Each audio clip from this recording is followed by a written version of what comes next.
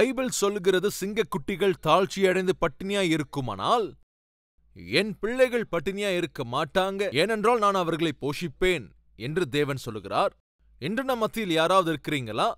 நான் தேவனை நம்புகிறேன், ஆனால் பொருளாதார சிக்கலுக்குள்ளாக நான் இருக்கின்றேன். தேவனை நான் நம்புகிறேன், ஆனால் கஷ்டத்துக்குள்ளாக செல்கின்றேன். தேவனை நம்புகிறேன், ஆனால் நிறைய பிரச்சனைக்குள்ளாக நான் போகிறேன். தேவனை நான் நம்புகிறேன், ஏறக்குறைய 20 ஆண்டுகளுக்கு மேலாக நான் உழைக்கின்றேன். சம்பளம் உயரவில்லை, ப்ரொமோஷன் வரல. இதுவரைக்கும் திக்கு முக்காடுற ஒரு வாழ்க்கை தான். இதுவரைக்கும் சொந்தமா ஒரு வீடு கூட இல்ல. இதுவரைக்கும் கடனை எங்களால தீர்க்க முடியல. இன்னும் மகளுக்கு திருமணம் செய்து வைக்கவில்லை. இதுவரைக்கும் என் வாழ்க்கையில ஒரு மாற்றமும் இல்லை, உயர்வும் இல்லை. எதுக்காக என்னுடைய வாழ்க்கையிலே இப்படி நடக்குது அப்படின்னு கேட்கிறவங்க கட்டாயமா இங்க இருக்கதான் செய்வீங்க. என்றால் ஜாக்கிரதையா கேட்க நான் கேட்டுக்கொள்கின்றேன். நம்முடைய வாழ்க்கையில தேவனுடைய ஆசீர்வாதத்தை பார்க்க வேண்டும், தேவனுடைய சம்பூர்ணத்தை நாம் பார்க்க வேண்டும் என்றால் முதலாவதாக ஒரு உண்மையை நீ புரிந்து கொள்ள வேண்டும். அந்த உண்மை என்னவென்றால், நீ கிறிஸ்துவை உன் சொந்த இரட்சகராக ஏற்றுக்கொண்டிருப்பாய் என்றால் நீ தேவனுடைய அந்த குடும்பத்திலே உறுப்பினராக நீ சேர்ந்து விட்டாய். தேவனுடைய குடும்பத்திலே நீ ஒரு உறுப்பினராக ஆகிவிட்டாய் என்பதனால் நீ தேவனுடைய பிள்ளை ஆகிவிடுகிறாய். தேவனுடைய மகனோ மகளோ ஆகிவிடுகிறாய்.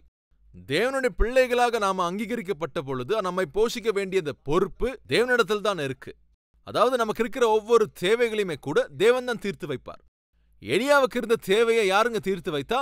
தேவன் தான் தீர்த்து வைத்தார். எனவே தேவன் என்ன சொல்லுகிறார்? எலியா, நீ கேரித் ஆற்றண்டையில் ஒளிந்து கொண்டிரு, உன்னை போஷிக்க வேண்டும் என்று சொல்லி நான் காகங்களுக்கு கட்டளையிட்டு இருக்கின்றேன்.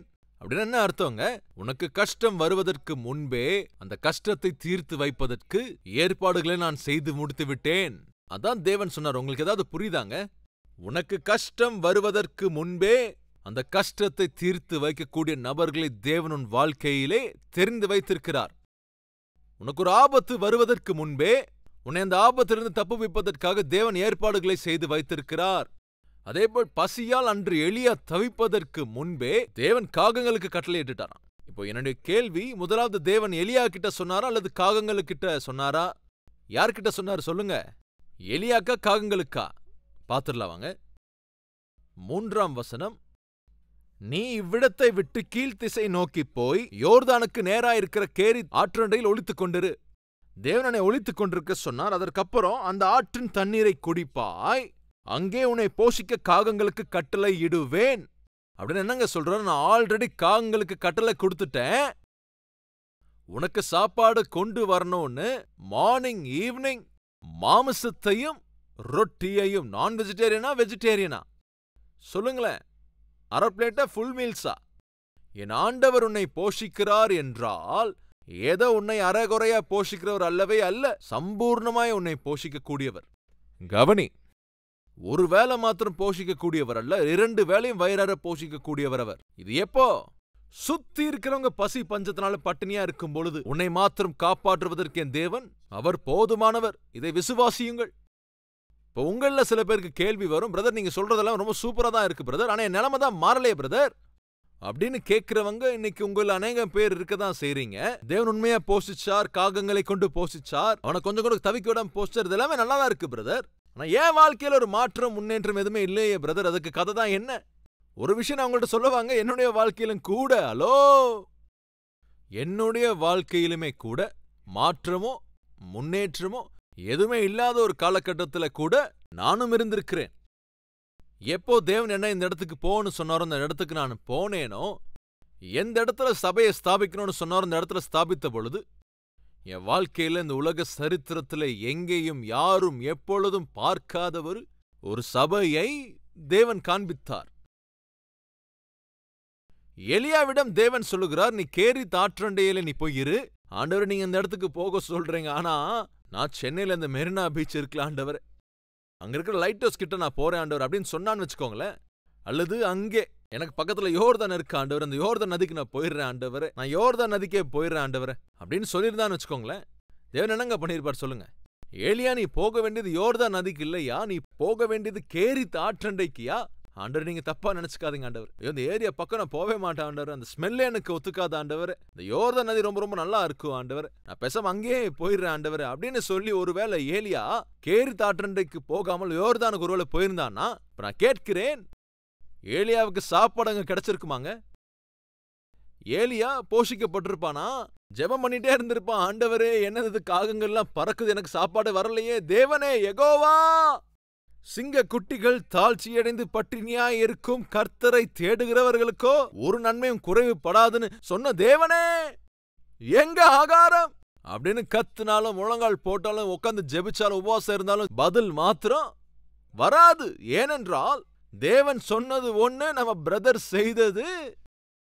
உங்களுக்கு யாருக்காவது அது புரியுதாங்க? எதற்காக என் வாழ்க்கையில ஒரு மாற்றம் முன்னேற்றமே இல்லை? எதற்காக என் வாழ்க்கையில நான் ஒரு முழுமையான திருப்தியை பார்க்க முடியவில்லை? எதற்காக என் வாழ்க்கையில நான் ஆசைப்படுகின்ற பிரதிபலன்களை நான் காண முடியவில்லை? இந்த மாதிரி கேள்விகளை நீங்கள் கேட்பீர்கள் என்றால் ஒரு விசை உங்களை நீங்களே பரிசோதித்து பாருங்கள். தேவன் சொன்னதை நீ ஸ்டார்ட் பண்ணிருக்கிறியா? தேவன் போக சொன்ன இடத்துக்கு நீ போனியா? தேவன் செய்ய சொன்னதை நீ செஞ்சிருக்கிறியா? தேவன் இதுதான் உனக்கு ஏற்றதான இடம், தேவன் இதுதான் உனக்கு ஏற்றதான வியாபாரம், இதுதான் நீ செய்ய வேண்டிய கல்யாணம், இதுதான் உனக்கான உத்தியோகம், இதுதான் உனக்கு, அதாவது உன் குமாரத்துக்கு வர வேண்டிய சம்பந்தம் என்று தேவன் எதை சொன்னாரோ அதை தான் நீ செய்கிறாயா? அல்லது உனக்கு இஷ்டம் போல் நீ செய்கிறாயா? உனக்கு இஷ்டம் போல் நீ செய்கிற பொழுது தேவனிடத்தில் பதில் வர வேண்டும் என்று நினைத்தால் பதில் வரவே வராது. இதே சதீஷ்குமார் இதே விதத்தில் தான் 2005க்கு முன்பாகவும் ஊழியம் செய்தேன். 2003 டிவி ஊழியம் ஸ்டார்ட் ஆகிவிட்டது. 2001 கல்வாரி காந்தி மேகசின் ஸ்டார்ட் ஆகிவிட்டது. அன்றே அநேக இடங்களுக்கு நான் போய் மிக அதிகமான பாரத்தோடு நான் அவருடைய ஊழியத்தை நான் செய்தேன். டிவியில வார்த்தையை பகிரும்போது லட்சக்கணக்கானோர் அந்த டிவி ஊழியத்தை பார்த்து மிக சந்தோஷப்பட்டார்கள். ஆனால் கல்வாரி டெம்பிள் என்று நாம் ஸ்தாபித்த சபை அன்று சந்தா நகரில் தான் இருந்தது.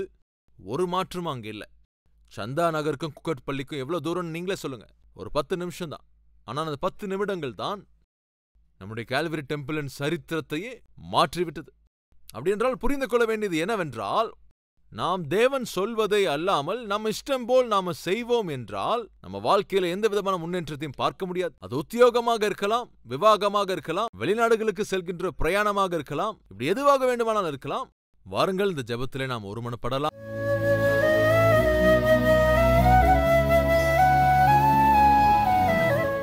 பரிசுத்தமுள்ள பிதாவை நாங்கள் நம்புகின்றோம். அன்று எலியாவை கொண்டு நீர் பேசிய வார்த்தை உம்முடைய வார்த்தை என்று நம்பின அந்த ஏழை விதவை தாயின் வீட்டிலே சம்பூர்ணத்தை நீர் கொடுத்தீர். ஒருவேளை அந்த ஊழியக்காரனுக்கு அவள் கொடுக்காமல் இருந்திருந்தால் அந்நாளிலேயே அவங்களுக்கு கடைசி ஆகாரமாக இருந்திருக்கும். அதற்கு பிறகாக அவர்கள் இறுதி கட்டத்தை நெருங்கியிருப்பார்கள். ஆனால் ஊழியக்காரனின் வார்த்தைக்கு கீழ்ப்படிந்து அந்த கஷ்ட காலத்திலும் சரி, முதலாவது அவர்கள் செய்த அந்த அப்பத்தை அந்த ஊழியக்காரனுக்கு தந்தபோது அந்த பஞ்சக்காலம் முழுவதும் அவர்கள் போஷிக்கப்பட்டார்கள். அப்பா, உம்முடைய ஊழியக்காரன் மூலமாக இங்க இருக்கின்ற ஒவ்வொருவரிடமும் நீர் பேசிக் கொண்டிருக்கிறீர். இந்த உம்முடைய வார்த்தையை கேட்டு அதுக்கு கீழ்ப்படிந்து உமக்கு பயபக்தியை வெளிப்படுத்துகிற ஒவ்வொரு குடும்பத்தையும் நீர் போஷிக்கப் போகிறீர்.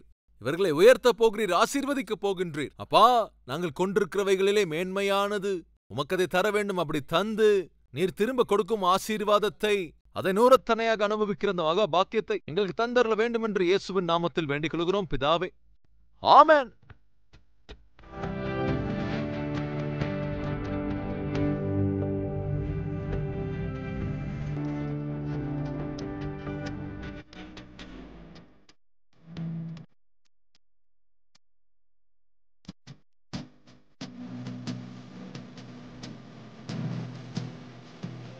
இந்த சுருக்கமான செய்தி உங்களுக்கு ஆசீர்வாதமாக இருந்திருக்கும் என்றால் பிறருக்கும் ஷேர் செய்யுங்கள், லைக் செய்யுங்கள். அதோடு கூட உங்களுடைய கமெண்ட்டையும் எழுதுங்கள். தேவனுக்கு சித்தமானால் நாளை மறுபடியும் நாம் சந்திக்கலாம். ஷாலோம்.